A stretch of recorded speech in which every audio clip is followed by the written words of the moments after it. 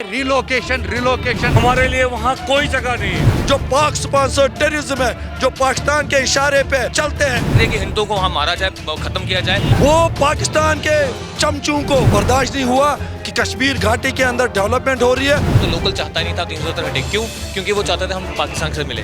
उसको तो चले शरेआम गोली मार दी। तो कश्मीर को हिंदुस्तान का जन्नत कहा जाता है और जन्नत के प्रति पूरे देश की जिम्मेदारी है, हुकूमत की भी जिम्मेदारी है। लेकिन सवाल यहाँ पर यह है कि सालों के बाद क्या कश्मीर के हालात बदले हैं कि नहीं? इन तमाम बिंदुओं पर आज हम बातचीत करेंगे। हमारे साथ जुड़े हैं कश्मीरी भाई जो अपनी बातों को लेकर दिल्ली के जंतर मंतर पर यहाँ पर बैठे हुए हैं। अब देखना होगा कि इनकी बातें सरकार तक पहुँचती है कि नहीं, लेकिन क्या कुछ बात है हम सीधे बात करेंगे।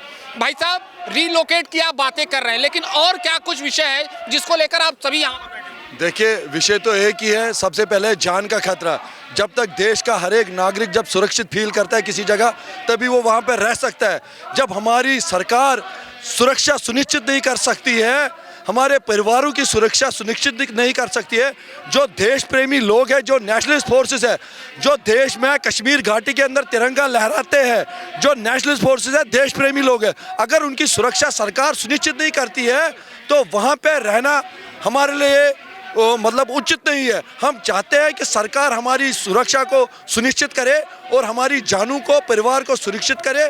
इसलिए हम चाहते हैं कि जब तक वहाँ के हालात ग्राउंड पे ठीक ना हो, जब तक वहाँ पे टेररिज्म को पूरी तरह से वाइप ना किया जाए, जो पाक स्पॉन्सर्ड टेररिज्म है, जो पाकिस्तान के इशारे पे चलते हैं, जब तक उनको ख़त्म ना किया जाए, तब तक हमको घाटी से बाहर सुरक्षित स्थानों पे लिया जाए, रिलोकेट किया जाए। सबसे बड़ी समस्या जो कश्मीर की है वो है टारगेट किलिंग। बीते महीनों से आप वहां की तस्वीरें देख रहे होंगे कि एक एक करके, चाहे वहां के रहने वाले कश्मीरी हिंदू हो या फिर उत्तर भारत से जाने वाले लोग हो, उनको टारगेट किया गया। हकीकत क्या है जमीन की, जरा बताइए वहां पर क्या? सर, जमीन की हकीकत ये है कि कश्मीर में आज की डेट में हिंदुओं के लिए कोई जगह सेफ नहीं है। कोई जगह सेफ नहीं है। हमारे लिए वहाँ कोई जगह नहीं है। हमारे हिंदुओं के लिए, हमारे के लिए कोई जगह वहाँ नहीं है। तो क्या सरकार भी जितनी जिम्मेदारी निभानी चाहिए वो सरकार भी उतनी जिम्मेदारी नहीं निभा पा रही है? सर देखो, जिम्मेदारी का तो मैं नहीं कह सकता, लेकिन हाँ, हमें वो सिक्योरिटी प्रोवाइड नहीं कर पा रहे, हमें वो एनवायरनमेंट नहीं दे पा रहे हैं जिसमें हम काम कर सके। इसीलिए हम चाहते हैं कि जब तक वहाँ पे हालात ठीक हो जाए, हमें वहाँ से रिलोकेट करके जम्मू या अन्य प्रदेश में कहीं भी हमें वहाँ पे, ताकि हम सुकून से काम कर सके। बिल्कुल, यानी कि सबसे बड़ी जिम्मेदारी जान की होती है। देखिए, आन बान शान तिरंगा है और इसी तिरंगे के अंदर आता है वो जन्नत हमारा। बातें ये होंगी कि क्या 370 हटने के बाद वहाँ की स्थिति और भी चुनौतीपूर्ण हो गई? 370 धारा हटने के बाद सर से बात चलिए, आइए हम और लोगों से इस पर बात करेंगे। क्या 370 हटने के बाद स्थिति वहां पर और भी चुनौतीपूर्ण हो गई? नहीं, देखिए, 370 हटने के बाद हालात तो बहुत सामान्य हो गए, डेवलपमेंट होगी, पीस, जो अमन चाहते हैं लोग, अमन। लेकिन यही जो डेवलपमेंट, पीस और जो वहाँ के लोग जो चाहते हैं पीस, वो पाकिस्तान के चमचों को, पाकिस्तान के जो ISI के एजेंट है, उनको वो बर्दाश्त नहीं हुआ कि कश्मीर घाटी के अंदर डेवलपमेंट हो रही है। और उन्होंने फिर क्या किया कि उन्होंने जो वहाँ पे नेशनलिस्ट फोर्सेस है उनको चुन चुन के निशाना बनाने लगे, चाहे उसमें हमारे वो बिहार से मजदूर हो, चाहे वो वहाँ पे कोई भी काम करने वाला हो। और मैंने पहले आपको बोला, जो भी नेशनलिस्ट फोर्सेस है, चाहे वो हमारे JKP के जवान हो, सिक्योरिटी के जवान हो, चाहे हमारे TV आर्टिस्ट हो, कोई भी हो, उनको वो निशाना बनाते हैं, क्योंकि वो पीस, ISI के एजेंट पीस चाहते नहीं है। देखिए, हालात कश्मीर के बिल्कुल चुनौतीपूर्ण इस समय बने हुए हैं और इन्हीं बातों को लेकर, चाहे रिलोकेट हो या अपने जान की सुरक्षा को लेकर, ये तमाम कश्मीरी हिंदू भाई यहाँ पर बैठे हुए हैं।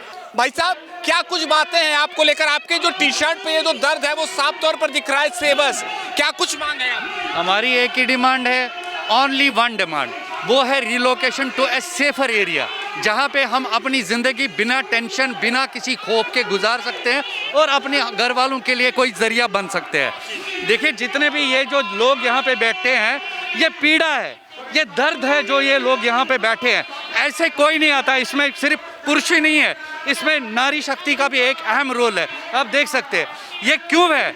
इसके लिए रीज़न यही है कि जो कश्मीर के जो हालात है, वर्तमान हालात, वो हमारे लिए बिल्कुल भी वहाँ अलाउ नहीं करती है काम करने के लिए, क्योंकि वहाँ पे हमारे में फियर साइको बैठा हुआ है, डर, खौफ है हमारे दिमाग में। कोई अपने इस हिसाब से वहाँ पे काम नहीं कर सकता है। बिल्कुल। जब तक अब हमारी तरफ से ये भी विनम्र हमारी एक रिक्वेस्ट है प्रधानमंत्री जी से, वो इस चीज़ का संज्ञान ले, क्योंकि आज हम दिल्ली में आए हैं उनके बगल में, इस चीज़ का संज्ञान ले और हमारी जो एक बिल्कुल जेन्युइन डिमांड जो हमारी है, ये कोई बहुत बड़ी डिमांड नहीं है।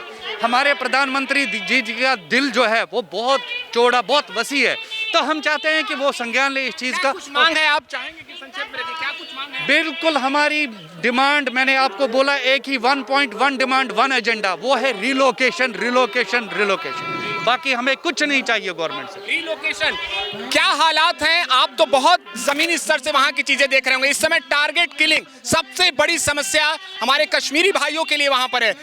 हकीकत क्या है, वहां की स्थिति वहां की क्या है, बताइए। देखिए, वहाँ की स्थिति जो है, जो ग्राउंड रियलिटी जो वहाँ की अभी है, वहाँ टारगेट किलिंग हो रही है। ऑफिसेज में जाके मारा जा रहा है, चाहे पंडित हो, चाहे मतलब हिंदू, कोई भी बाहर से आया हो या जो भी है वहाँ माइनॉरिटीज़, उनको वहाँ मारा जा रहा है। तो स्थिति ये है कि वहाँ दहशत का माहौल है। वहाँ अगर कोई टीचर, हिंदू टीचर कोई पढ़ा रहा है तो उसको पीछे से ध्यान रखना पड़ता है कहीं कोई आया तो नहीं गोली मारने। अगर सब्जी लेने जाता है पहले वो पीछे नज़र मारता है कि कोई आया तो नहीं गोली मारने। तो ऐसी स्थिति है वहाँ का जो वातावरण है। अभी घर से कम दिन में 50 फ़ोन आते हैं, आप ठीक हो, कहाँ हो, ठीक हो, यही उनका क्वेश्चन रहता है। तो इस वातावरण में हम वहाँ काम नहीं कर सकते। सवाल यहाँ पर आता है कि धारा 370 हटने के बाद वहाँ की स्थिति क्या हुई है? क्या पहले से बेहतर या चुनौतीपूर्ण और हो गई? देखिए, धारा 370 जो था ये हटाना, ये तो एक बड़ा ऐतिहासिक फैसला था। मोदी जी ने एक ऐतिहासिक कदम लिया। ये इकोनॉमिकली देखा जाए तो कश्मीर को तो फ़ायदा हुआ, बहुत सारे वहाँ टूरिज्म बढ़ा, बहुत सारी चीज़ें हुई। लेकिन as a employee, as a minority Hindu, मुझे उससे क्या फ़ायदा हुआ?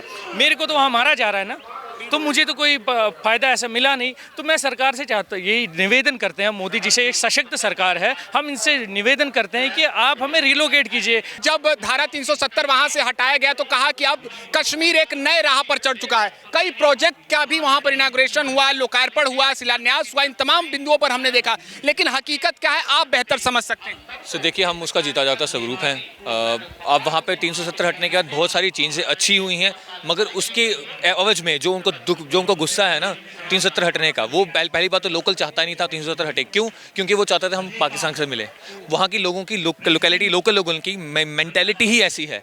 वहाँ के जो जहर भरा है वो अभी तक निकला ही नहीं है। वो जहर किस 370 हटने से या कोई भी चीज़ होने से या कोई भी धारा लगने से वहाँ पे वो हटने वाली नहीं है। उसी उनकी सोच की वजह से हम लोग कश्मीरी पंडित वहाँ टारगेट हो रहे हैं। वो कश्मीरी पंडित ही नहीं, कोई भी हिंदू जो वहाँ अपना दिन की दिहाड़ी लगाने के लिए जाता है, जो दिन में एक 100 रुपये 50 रुपये दिन के ठेले में काम करता है बेचारा, गोलगप्पे वाला, वो कौन सा जिहादी है? वो कौन सा वहाँ पे कुछ करने वाला था? उसको तो चले शरेआम गोली मार दी। वहाँ पे जो भी इंसान, जो भी हिंदू वहाँ पे काम करने जाएगा, जो अपना रोजी रोटी के लिए वहाँ जाएगा, वो वहाँ में टारगेट होगा, वो वहाँ मारा जाएगा। केवल टारगेट होगा वहाँ पर। और आप, हम चाहेंगे, मांग कर रहे हैं रिलोकेट की। क्या गवर्नमेंट से और कुछ बातें हैं कि आप लोगों के लिए वहाँ पर सोचा जाए, सुरक्षा मुहैया कराई जाए? देखिए, हमने सुरक्षा के लिए पहले बात की थी। हमने जितने सिक्योरिटी स्टाफ थे, सीनियर सिक्योरिटी इंचार्ज थे, हम सबके पास अपने गुहार लगाई थी हमें सिक्योरिटी दी जाए। उन्होंने साफ मना कर दिया कि हम हर एक इंडिविजुअल को सिक्योरिटी नहीं दे सकते हैं। जब हम किसी को इंडिविजुअल सिक्योरिटी दे ही नहीं सकते, फिर आप हमको क्यों वहाँ पर बुलाने मजबूर कर रहे हैं? हमको फोर्स किया जा रहा है। हम पेन टेररिज्म का नारा लगा कि पेन टेररिज्म नहीं चलाएगा। उसका मतलब ये है हमारे साथ सिर्फ लोकल एडमिनिस्ट्रेशन नहीं, हमारे टेररिस्ट हमारे साथ तंग नहीं कर रहे हैं, हमको वहाँ लोकल एडमिनिस्ट्रेशन भी तंग कर रहा है। हमको बोल रहा है आपको सैलरी नहीं मिली जाएगी, आपको जॉब से निकाला जाएगा, यू हैव टू कम। रजनीवाला जी का इंसिडेंट इसका सबसे बड़ा सबूत है। रजनीवाला जी एक दिन पहले 30th मई तक she was protesting with us on the same road कि हमें रिलोकेट किया जाए। 30th उसको कॉल आता है उसके ऑफिस स्कूल से कि भैया आपको ऑफिस स्कूल आना है, आपको ज्वाइन करना है, आपको ज्वाइन करना है, you have to join, otherwise आपकी सैलरी रुका देंगे। वो बेचारी स्कूल गई, उसके दरवाजे पे उसको गोली मार दी। उसकी इन्फॉर्मेशन किसने दी होगी? तो ये चीज़ वहाँ चल रही है। हमें उस बेसिकली ये इतना बड़ा वहाँ पे इस टाइम मुहिम चल रही है कि हिंदुओं को वहाँ मारा जाए, ख़त्म किया जाए। जो 90s में हमारे साथ प्लान हुआ वो दोबारा ऑलरेडी चल चुका है। इसको डिनाई मत करो, ये जेनोसाइड ऑलरेडी चल चुका है दोबारा से। अब हम थोड़े यंग हैं, हम थोड़ा ब्लड है, हम उसको बेसिकली हम उस पर लड़ रहे हैं। हम अगर पहले अपने पेरेंट्स की तरह इतना कमज़ोर होते, अभी तक हम चुप करके घर भाग गए होते। बहुत दुखद है, 1990 का दशक का जो दौर था वो शायद उससे खौफनाक मंजर दुनिया ने देखा नहीं होगा। कई लाख हमारे हमारे कश्मीरी हिंदुओं को वहां पर मारा गया, बेघर कर दिया गया। और यहाँ पर देखिए अपनी मांगों को रखकर यहाँ पर अपनी बातों को यहाँ पर रखते हुए और सीधे सीधे उनका कहना है कि कश्मीर में अगर उन्हें रिलोकेट किया जा रहा है तो उन तमाम सुरक्षा व्यवस्था को मजबूत किया जाए। Stop using use as a hostage for secularism, ये तमाम इनके संदेश हैं, ये बातें हैं उनकी जो पहुंचाना चाहते हैं सरकार तक। अब देखना होगा कि सरकार इन कश्मीरी हिंदुओं का कब तक सुध लेती है। हमारे सहयोगी वीडियो जर्नलिस्ट मान भाई के साथ न्यूज़ वॉच इंडिया के लिए निशांत चतुर्वेदी, दिल्ली।